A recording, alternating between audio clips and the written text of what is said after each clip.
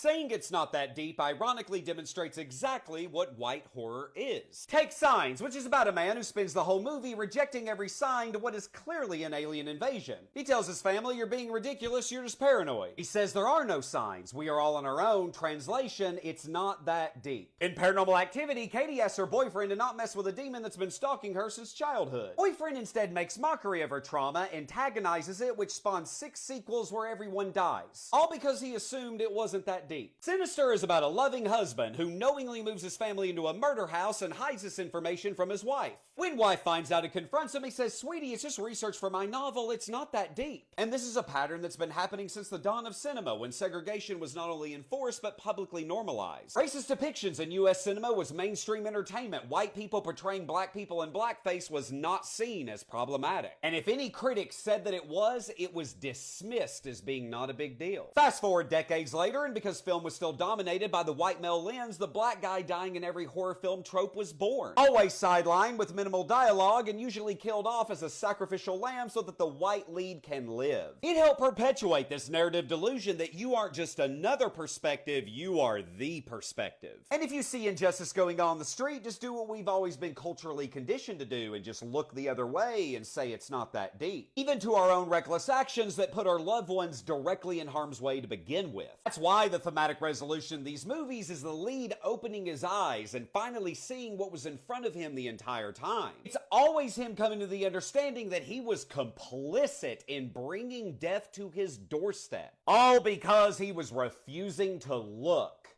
And that is white horror.